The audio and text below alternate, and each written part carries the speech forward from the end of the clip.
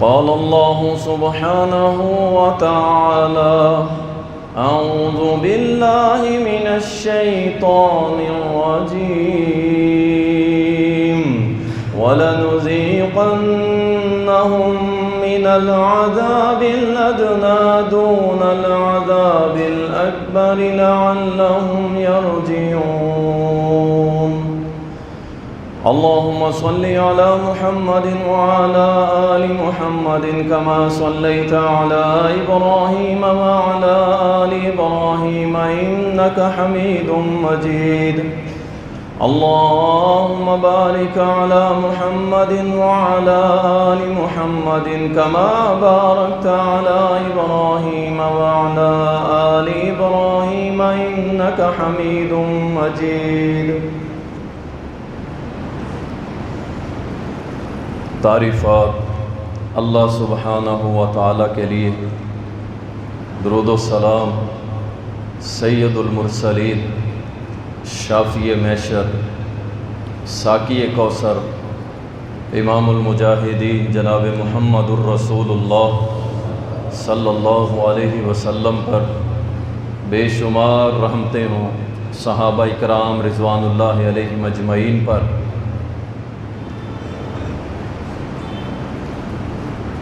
قرآن کریم اس بات پر گواہ ہے کہ بہت ساری قوموں کے اوپر اللہ نے عذاب بھیجے ہیں۔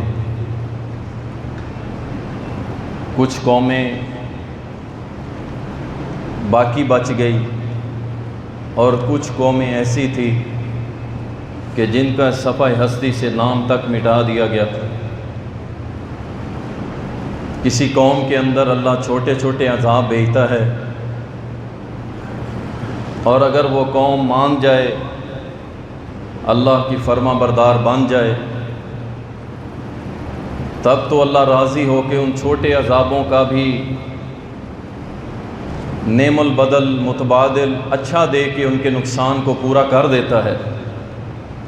لیکن اگر قوم نہ مانے تو پھر اللہ بڑے عذاب نازل کیا کرتا ہے، اور جب اللہ کا بڑا عذاب آتا ہے تو پھر کوئی بھی باقی نہیں بچتا، وہ چاہے نیک ہو یا بد ہو، سب کو ہی اللہ تعالیٰ اس عذاب کی لپیٹ میں لے لیتا ہے۔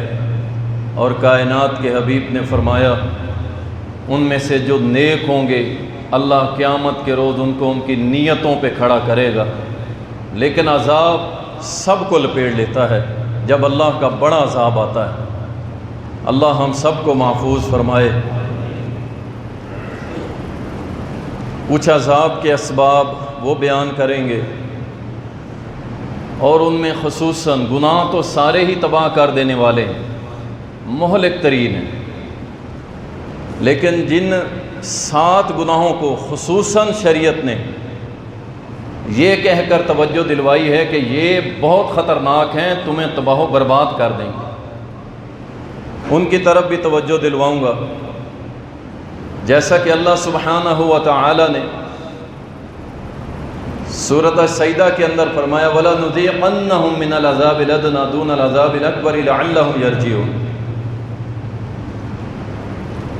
ہم ضرور ان کو چھوٹے چھوٹے عذاب چکھائیں گے، چھوٹے چھوٹے عذاب بھیجیں گے ان کو،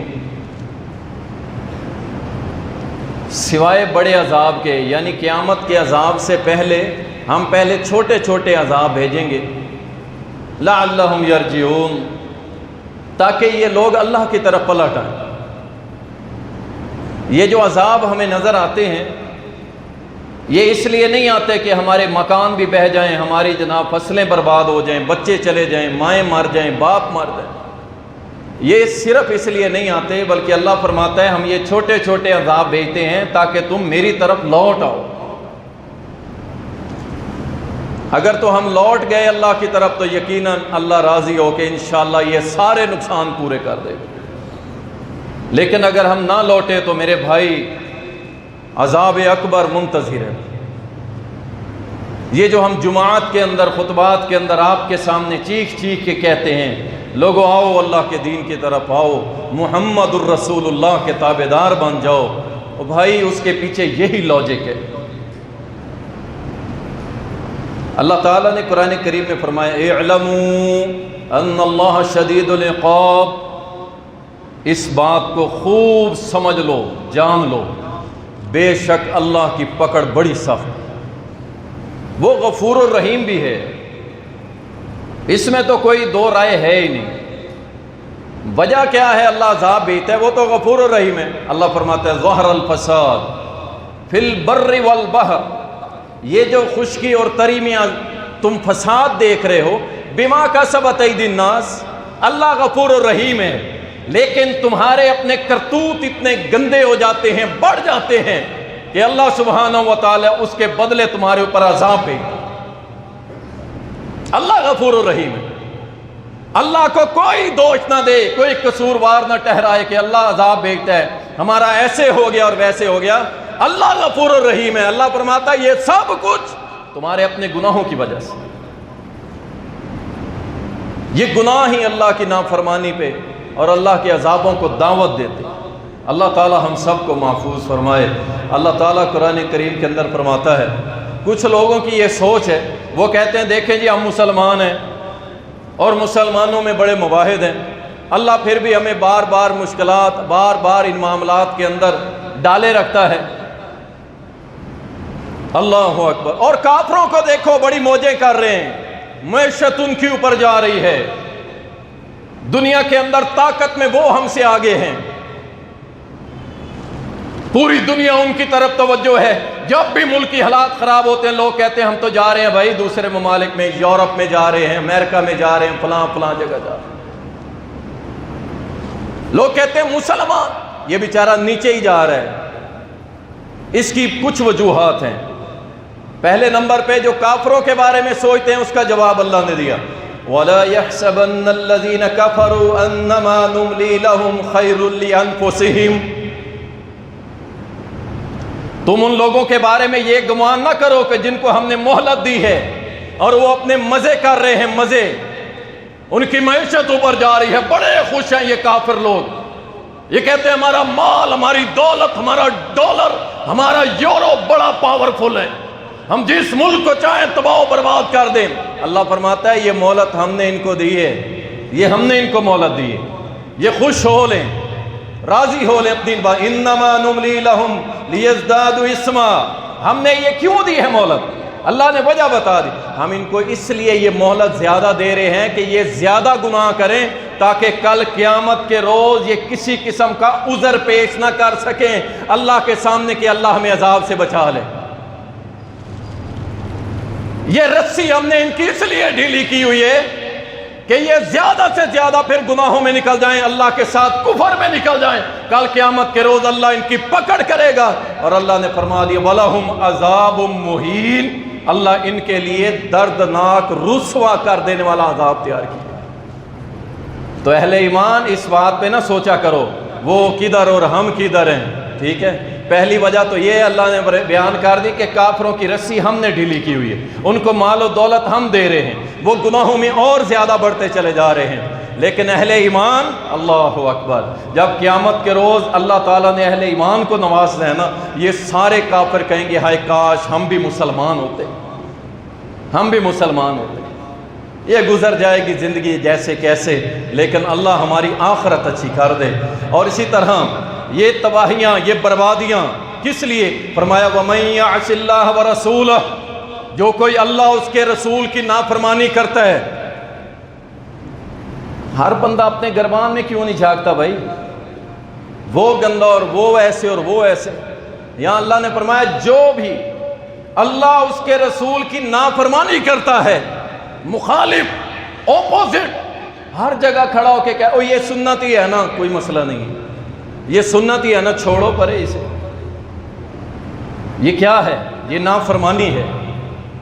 اور اس کے اگلا جو سٹیپ ہوتا ہے وہ ہوتا ہے منکرین حدیث، حدیث کا انکار، کوئی حدیث نہیں ہے، اپنی طرف سے لکھا گیا ہے۔ یاد رکھیں اس کے اوپر کبائر علماء کا فتویٰ ہے، بلکہ اس کے اوپر اجماع ہے کہ جو شخص حدیث کا منکر ہے وہ کافر ہو جاتا ہے۔ اور اس کا جو پہلا سٹیپ ہے نا وہ یہ ہوتا ہے یار سنت ہی ہے نا، چھوڑو پرے۔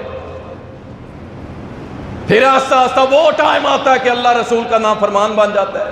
فرمایا جو بھی اللہ رسول کا نافرمان ہے وَيَتَعَدَّ حُدُودَهُ، اور اللہ کی حدود کو پامال کرتا ہے، اللہ کہے سود حرام یہ سود کھاتا ہے، اللہ فرمائے زنا حرام یہ زنا کرتا ہے، اللہ فرمائے کہ شراب حرام یہ شراب پیتا ہے، اللہ فرمائے لغو باتوں سے بچ جاؤ یہ وہی کرتا ہے، ہر معاملے میں اللہ کی حدود کو پامال کرتا ہے۔ اللہ فرماتا ہے یدخلہ، ہم اس کو داخل کریں گے نارا، آگ کے اندر، آگ کے اندر داخل کریں گے، خالدن فیہا، ہمیشہ پھر اس میں پڑا رہے گا، وَلَهُ عَذَابٌ مُّهِینٌ، اور عذاب بھی ایسا ہوگا جو رسوا کر دے گا۔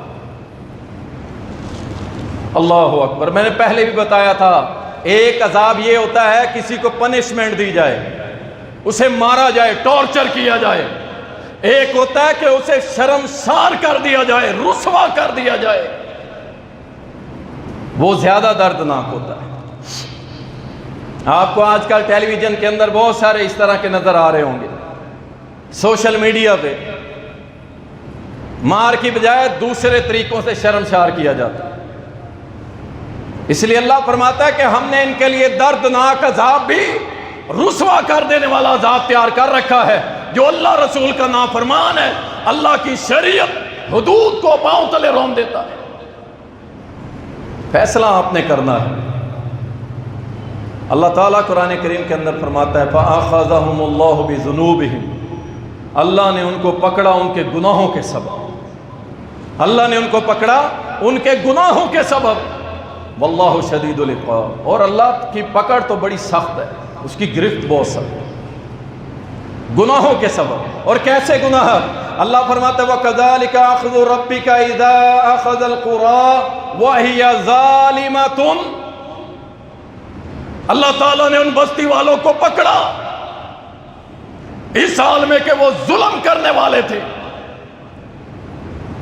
اللہ اکبر۔ آپ سنیے گا کون سا ظلم؟ اللہ نے قرآن کریم میں فرمایا ان الشرک لظلم عظیم، شرک ظلم عظیم ہے، سب سے بڑا سبب قوموں پہ عذاب کا وہ شرک ہے، اللہ کے ساتھ شرک۔ سبحان اللہ عما یشرکون، میرا رب تو پاک ہے، یہ دنیا کے جو شریک ٹھہرائے ہوئے اللہ سب سے پاک۔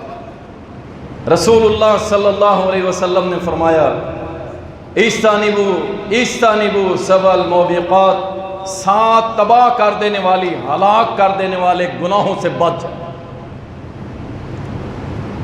اس میں پہلے نمبر پہ فرمایا الشرک باللہ، اللہ کے ساتھ شرک کر۔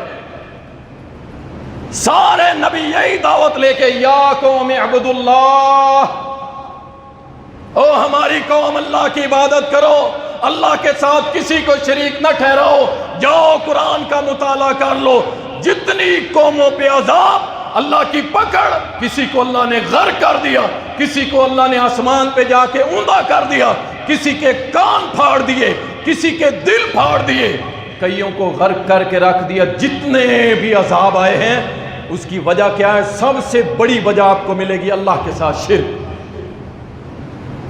اللہ کے ساتھ شرک۔ اور آپ تو جناب اس جگہ رہتے ہیں، بلکہ اس ملک میں رہتے ہیں جہاں شاید کہ کوئی گلی اور محلہ شرک سے پاک ہو، اور پھر کہتے ہیں عذاب کیوں آتے ہیں؟ عذاب تو آئیں گے جب اللہ کی زمین پاک نہیں ہوگی، اللہ کی زمین پہ اللہ کا نظام نہیں ہوگا۔ یاد رکھو شرک ہوتا رہے گا، اللہ کی رحمتیں نہیں آئیں گی، اللہ کی رحمتیں نہیں آئیں گی۔ کل ہی ایک دوست عرفات کے میدان میں کھڑا تھا تو ویڈیو کال کی مجھے، حشاش بشاش خوش ہے۔ میں نے کہا یار دعا کرو پاکستان کے لیے۔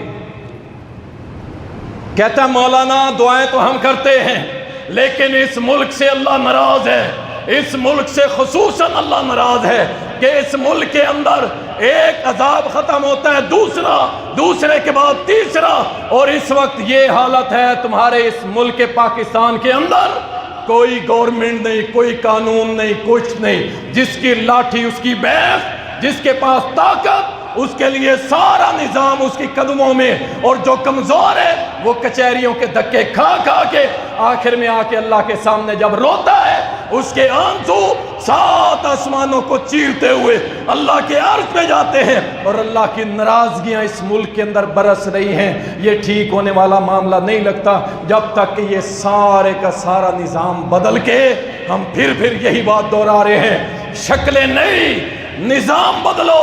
نظام بدلو گے انشاءاللہ میرے رب کی رحمتیں آئیں گی، اور پوری دنیا میں صرف ایک نظام، نظام مصطفیٰ صلی اللہ علیہ وسلم۔ اللہ اکبر۔ الشرک باللہ پہلے گناہ ایسا ہے جو تباہ و برباد کر دے۔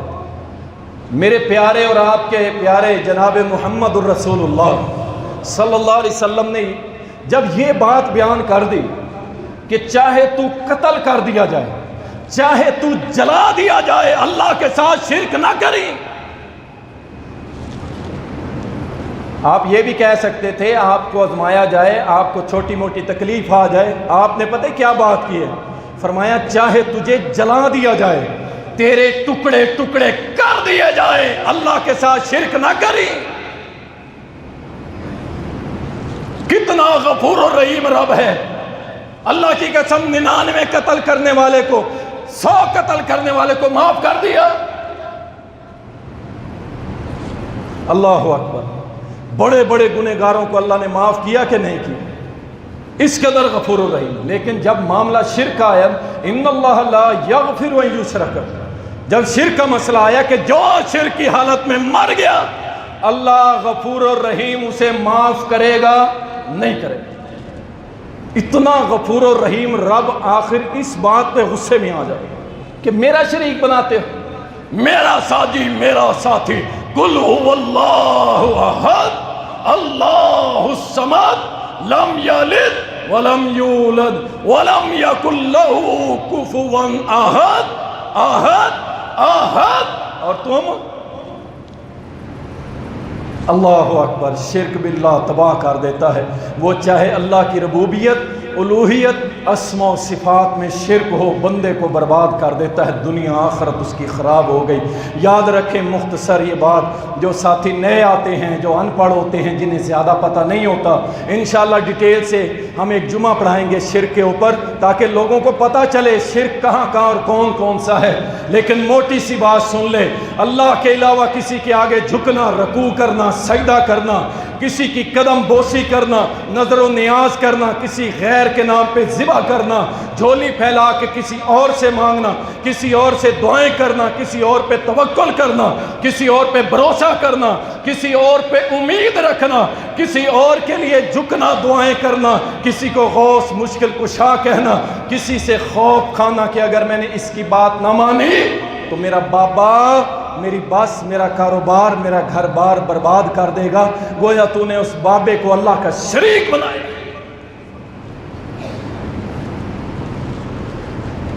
وہ پڑھے لکھے لوگ، یار میں تو حیران ہوں، ڈاکٹر لیول کے لوگ، انجینئر لیول کے لوگ، حیرانگی اس بات کی ہوتی ہے کہ انہوں نے علم حاصل کرنے میں اتنے سال لگا دیے،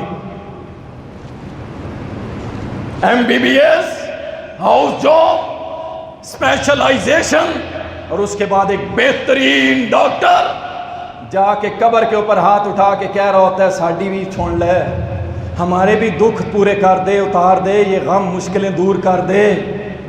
اس نے 8-10 سال لگائے دنیا کمانے کے لیے، لیکن 1 سال بھی اللہ کے قرآن کو دے کے پورا ترجمہ نہیں پڑھ سکتا۔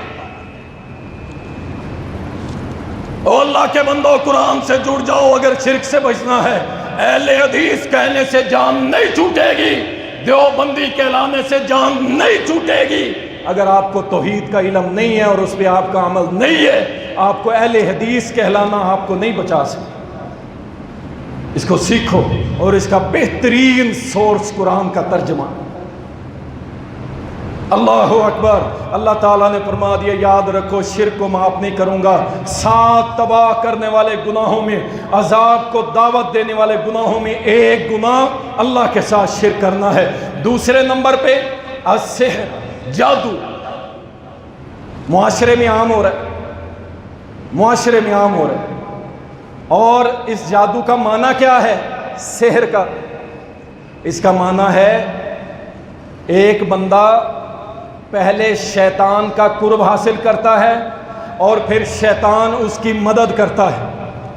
اسی طرح جادوگر اور شیطان میں ایک معاہدہ ہوتا ہے، ان دونوں کے درمیان ایک ایگریمنٹ ہوتا ہے کہ تو اللہ رسول کے مخالفت پہ چلے گا اور میں تیرے ساتھ کھڑا ہوں. پھر اب یہ کرتا کیا ہے جادوگر؟ اور یہ جادو اتنا بڑا گناہ ہے کہ جس سے اللہ ناراض ہوتا ہے اور عذاب بھیجتا ہے. اور ہمارے معاشرے میں اشتہار، اللہ کی قسم یہ ہے، اسلامی ریاست کہتے ہیں اسے، اشتہار بابا بنگالی تمہاری ایک رات میں ساری مرادیں پوری کر دے گا، انا للہ و انا الیہ.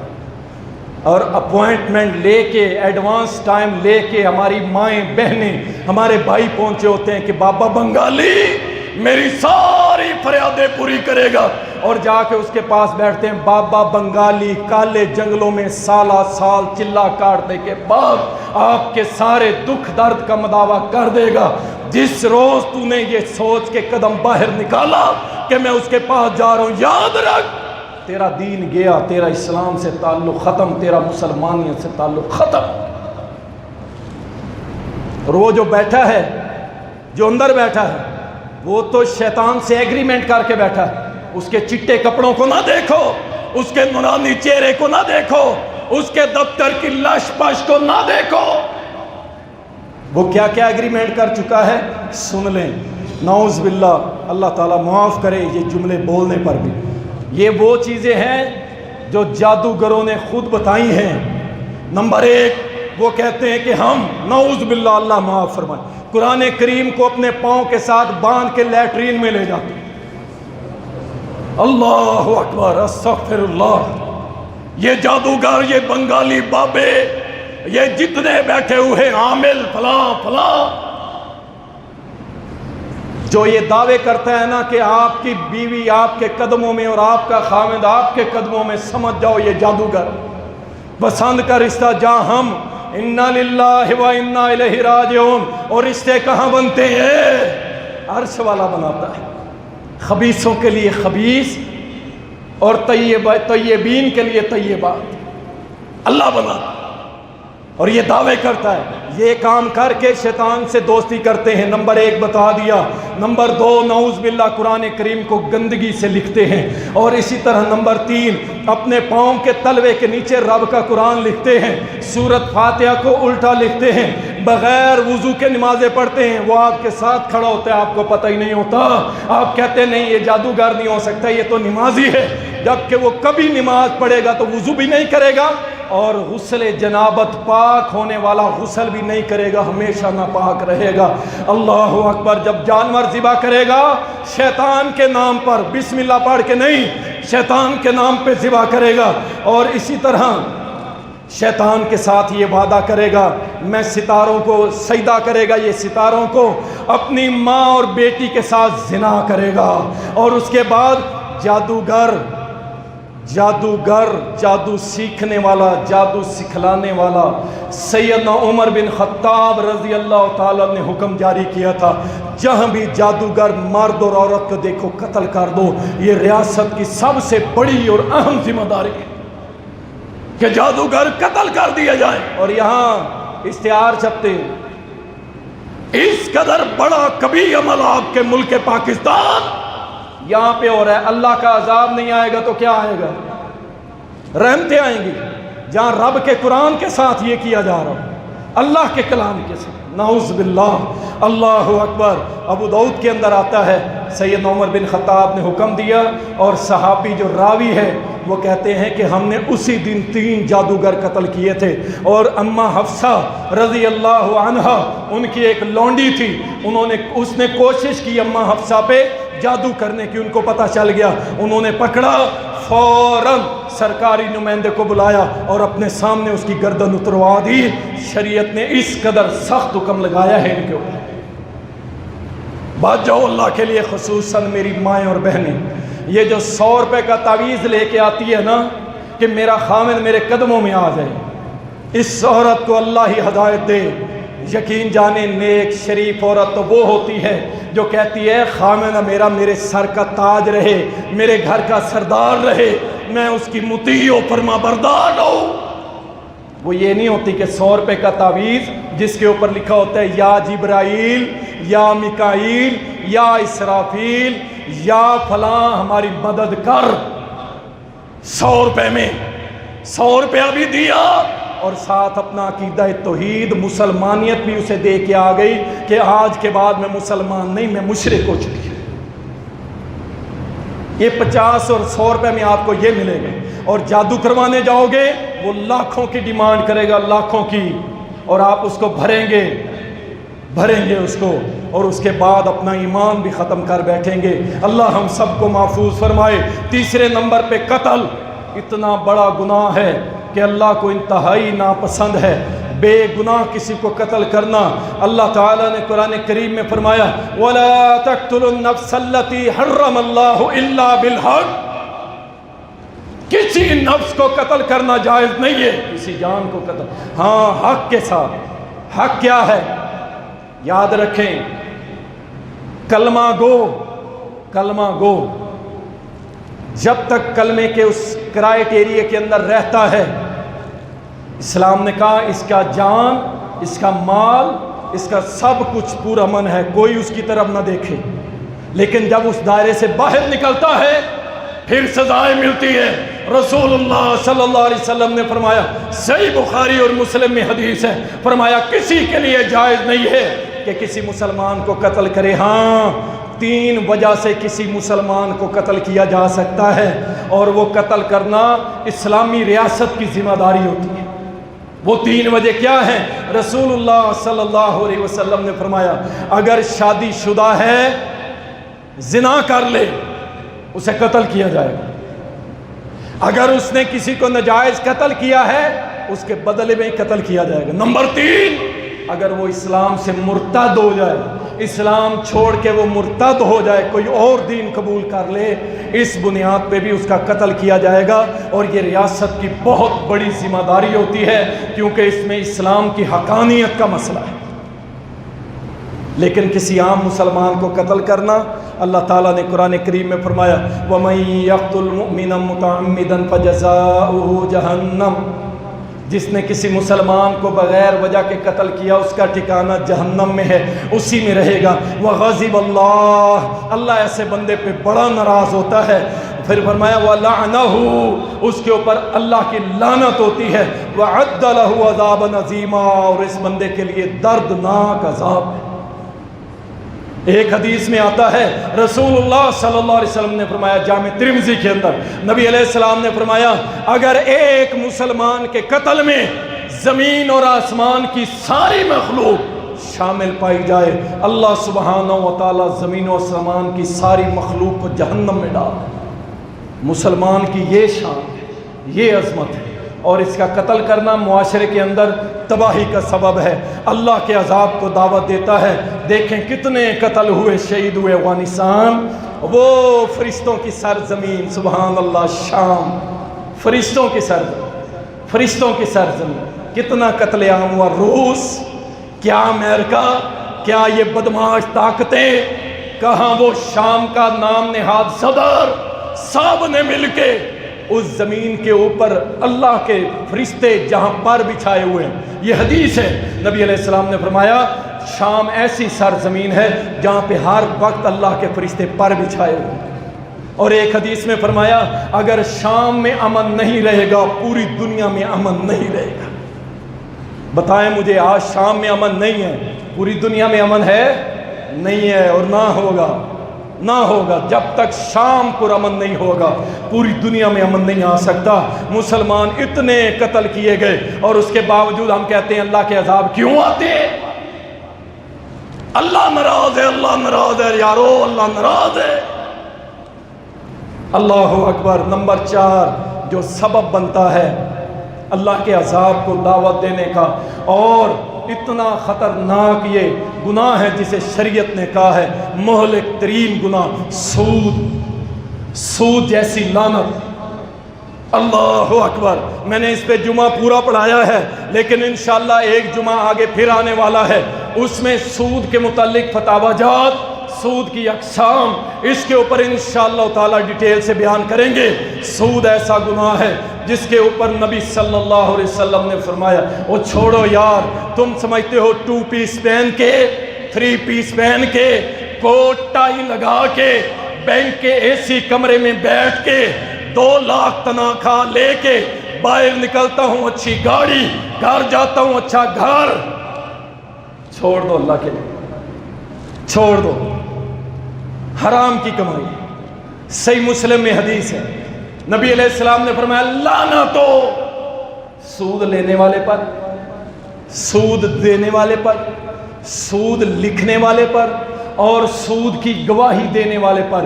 ان چاروں پہ لعنت ہو. یہ چاروں کے چاروں برابر ہیں گناہ.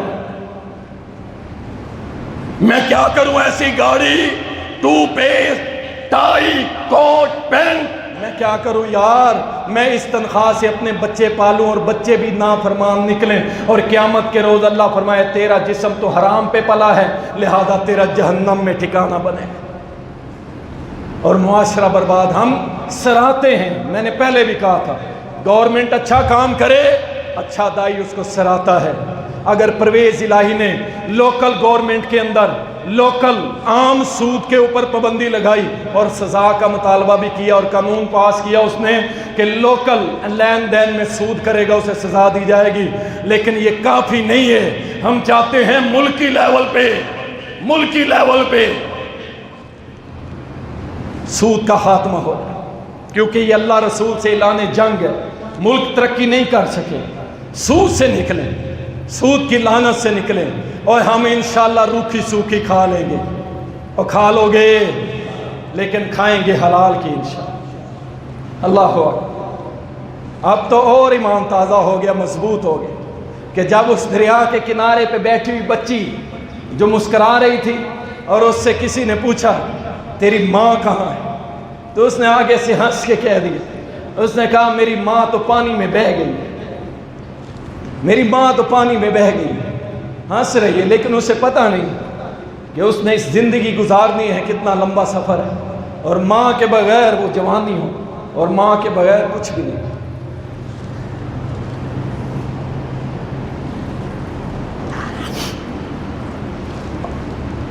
اگر اللہ عذاب بھیج دے پانی کا، یہ چناب آپ کے ساتھ ہے، آپ کے ملتان میں آ جائے، آپ کی فیکٹری چلی جائے، آپ کا کاروبار، آپ کا سب کچھ بہ جائے، پھر بھی حرام کھاؤ گے. یہ اللہ دکھا رہا ہے دیکھ لو لعلہم یرجعون، شاید کہ پلٹ. وہ باپ بیٹھا ہوا اس کے آنسو آنکھوں سے ہٹنے کا نام کہتا ہے میری بیوی بہ گئی، میرے بچے بہ گئے، میرا سب کچھ بہ گیا، میں اکیلا ہی رہ گیا، میرا گھر بھی نہیں، کچھ بھی نہیں، سب کچھ چلا گیا. ہم نے اے سی والے کمرے دیکھے، وہ اے سی سمیت بہ گئے، اور وہ جو اے سی چلا کے سوتا تھا وہ روڈ پہ مچھروں کے اندر سویا ہوا ہے. لعلہم یرجعون. اور لوگوں لوٹ آؤ اللہ کی. تم یہ نہ سمجھو ہم ملتان والے پارسا ہیں اور راجن پور، فاضل پور، داجل، رجحان، کوئٹہ، بلوچستان، سکھر، حیدرآباد وہ سارے بے ایمان تھے، ہم بڑے ایمان والے اس لیے بچ گئے. نہیں نہیں میرے بھائی، یہ اس رب نے کرم کر دیا، اس کی مہربانی ہو گئی ہے، ورنہ ہم گناہوں میں شاید ان سے بھی آگے تھے. اللہ اکبر. انشاءاللہ حلال کھائیں گے، حرام نہیں کھائیں گے. اللہ تعالی ہم سب کو محفوظ فرمائے. 5ویں نمبر پہ تباہ کر دینے والا گناہ یتیم کا مال کھانا. یتیم کا مال کھانا چھوڑ دیجیے اللہ کے لیے. اگر کہیں کوئی ڈاؤٹ آئے نا تھوڑا سا چھوڑ دیں. یتیم کا مال کھانے والا کبھی دنیا میں سرخرو نہیں ہو سکتا، اللہ اس کو ذلیل و رسوا کر کے رکھ دیتا ہے. اور اس کے بعد 6 نمبر پہ میدان جنگ سے بھاگنے والا، میدان جنگ میں پیٹھ دکھا کے بھاگنے والا. ایک ہوتا ہے کہ ترتیب بنائی ہے، لڑ رہا ہے، پھر پیچھے آیا، پھر آگے بڑھ گیا، یا پیچھے آ کے اپنے ساتھیوں سے مل کے پھر حملہ کر دیا. ایک ہوتا ہے پیٹھ دکھا کے بھاگنا. انڈیا بڑا طاقتور ہے، ہم کیسے لڑیں؟ امریکہ بڑا طاقتور ہے، ہم کیسے لڑیں؟ یہ اتنا کبھی عمل ہے، اتنا خطرناک کہ نبی علیہ السلام نے فرمایا یہ تباہ کر دینے والا عمل ہے. تباہ. اللہ ہمیں بہادر بنا دے، اللہ ہمیں بہادر بنا دے۔ اللہ اکبر۔ نمبر 7، پاک دامن عورتوں کے اوپر الزام لگانا۔ نیک بیویاں، اللہ والی، بھولی بھالی، جن کو زیادہ چرب زبانی نہیں آتی، ان کے اوپر تہمت، زنا کی، برائی کی، یہ ایسا عمل ہے اللہ کی قسم اللہ عذاب نازل کر دیتا ہے۔ یہاں تو اب ڈر لگتا ہے اللہ کی قسم اپنی بچیوں کو باہر نکالنے سے، حیرانگی ہوتی ہے، حیرانگی اللہ کی قسم۔ سکول کا بچہ ہے، سکول کا بچہ، شاپ پہ گیا، وہاں پہ میں دیکھ رہا ہوں یونیفارم پہنی ہوئی ہے، بڑے اچھے لیول کا سکول ہے، اور اس بچے نے کیا، وہاں سے ایک سگریٹ لی اور سگریٹ سلگا کے صبح صبح بیٹھ کے پی رہا ہے۔ اللہ کی قسم یہ بچہ جو اس وقت بچپن کی حالت میں یہ کام کر رہا ہے، اللہ کی قسم جب یہ بڑا ہوگا، یہیں سے اسی سکول سے تربیت لے کے بڑا ہوگا، تو یہ بڑا ہو کے کیا کچھ نہیں کرے گا۔ آج تو یہ حالت ہو گئی ہے، بچیاں، شریف بندہ ایسے لپیٹ کے پھر رہا ہے جیسے مرغی اپنے بچوں کو پروں تلے دیے ہوتی ہے، وہی بچ جائیں گے۔ ورنہ جو حالات بن گئے اللہ کی قسم، سوشل میڈیا طریقے سکھا رہا ہے، طریقے، گھر سے بھاگنے کے طریقے، ماں باپ کی عزت کو پاؤں تلے روندنے کے طریقے، تم نے فرینڈ شپ کیسے کرنی ہم تمہیں بتائیں۔ انا للہ و تباہ کر دینے والے گناہ ہیں میرے بھائی۔ اسی طرح یاد رکھیے نبی علیہ السلام نے فرمایا جب تمہارے اندر بے حیائی بڑھ جائے گی، بے حیائی یہ عذاب کا سبب ہے، اللہ بیماریاں بھیجے گا تمہارے اندر۔ ناپ تول میں کمی، سارے ہی بیٹھے ہو، آپ کو بھی پتہ ہے، آپ کو بھی پتہ ہے 1 kg کہہ کے 900 گرام چیز دی جاتی ہے، 1 kg 1000 گرام کا ہوتا ہے، اور وہ 900 گرام دے کے کہتے ہیں یہ 1 کلو ہے، 1 کلو ہے۔ شرعام یہ کام ہو رہے ہیں۔ اللہ کے نبی نے فرمایا جب ایسا ہوگا پھر اللہ تمہاری روزی تنگ کر دے گا۔ ناپ تول میں کمی روزی کی تنگی کا سبب بنے گا۔ زکوٰۃ نہیں دو گے، اللہ بارشیں نہیں دے گا۔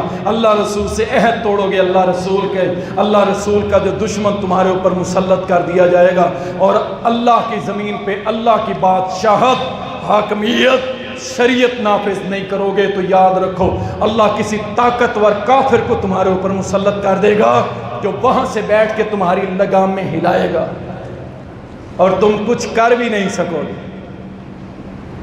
اللہ اکبر۔ یہ میری بات آج لکھ لیں، نوٹ کر لیں۔ یہ آپ کے پڑوس میں افغانستان ابھی فتح ہوا ہے، لوگوں نے کیا ہے، ان لوگوں نے اپنی طاقت کے مطابق جو میڈیا پہ نظر آ رہا ہے اسلام کو نافذ کیا ہے۔ چند سال اور گزار لیں آپ، اب بھی ان کی کرنسی آپ سے باہر ہے، لیکن چند سال کے بعد جو یہ صورتحال میں دیکھ رہا ہوں اگر ایسے ہی رہی، چند سال کے بعد آپ لوگ کہیں گے کہ ہم ویزا لگوا کے وہاں جا رہے ہیں کام کرنے کے لیے، یہ پوزیشن بن جائے گی اگر اسی طرح ہم اپنی لگامیں غیروں کو پکڑائے رکھیں۔ اللہ اکبر۔ ٹائم ختم ہو چکا ہے، باتیں بھی بس جو میں نے بیان کی ہیں، اللہ تعالی ہم سب کو عمل کی توفیق دے۔ یہ اللہ کے عذاب آ رہے ہیں میرے بھائی، کثرت سے توبہ کرو، کاؤنٹر پکڑ لو، کاؤنٹر، تسبیح کو چھوڑ دو، کاؤنٹر پکڑ لو۔ یہ منکے والی جو تسبیح ہوتی ہے اسے چھوڑ دو، کاؤنٹر پکڑ لو، اس پہ علماء کچھ حکم نہیں لگاتے۔ کثرت سے پڑھو استغفر اللہ، اللہ مجھے معاف کر دے، اللہ مجھے معاف کر دے، کثرت سے پڑھو رب اغفر لی، اللہ مجھے بخش دے، اللہ مجھے بخش دے۔ کیونکہ نبی صلی اللہ علیہ وسلم نے فرمایا جو قوم استغفار کرتی رہتی ہے اللہ اس پہ عذاب نہیں بھیجتا، اللہ ناراض ہے، اللہ کے غصے کو ٹھنڈا کرو۔ نبی علیہ السلام فرمایا جو صدقہ خیرات کرتا ہے، اللہ کی راہ میں خرچ کرتا ہے، اللہ کے غصے کو وہ ٹھنڈا کرتا ہے۔ ان چیزوں پہ عمل کرو۔ اور دعا تو میرے بھائی رج کے مانگو، رج کے مانگو۔ آپ اندازہ کریں شیطان نے اللہ سے دعا کی تھی، اللہ نے شیطان کی دعا کو بھی پورا کر دیا تھا۔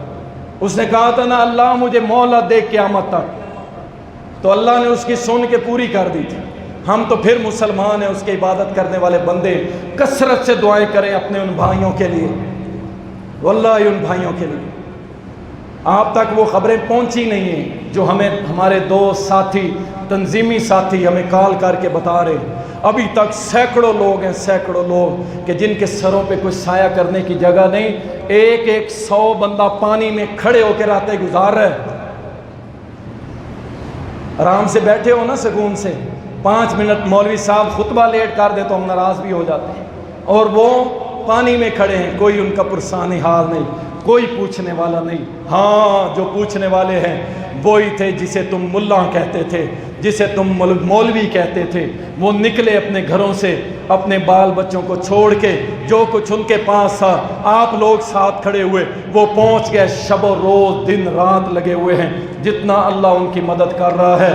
میرے بھائیوں، میں گوگل کے اوپر سرچ کر رہا تھا کہ مساجد پاکستان میں کتنی ہیں، تو ابھی میں کسی اور کام میں مصروف ہو گیا تو میں دیکھ نہ سکا۔ صرف سندھ کے اندر، پورے سندھ میں نہیں، کچھ سندھ کے حصے کراچی سمیت 10 لاکھ مساجد ہیں۔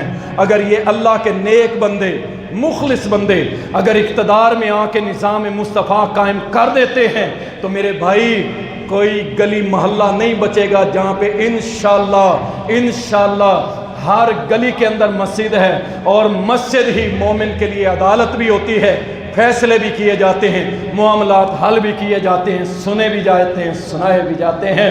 10 لاکھ مسجدیں صرف اس ایریے میں ہیں۔ پورے پاکستان میں کم و بیش میں نے دیکھا نہیں ہے، آئیڈیا ہے کوئی 1 کروڑ کے قریب مساجد ہوں گی۔ اللہ اکبر۔ انشاءاللہ اسلام غالب ہو کے رہے گا انشاءاللہ، اور باطل طاقتیں مٹ کے رہیں گی انشاءاللہ۔ اللہ ہم سب کو عمل کی توفیق دے۔ وآخر دعوانا الحمد۔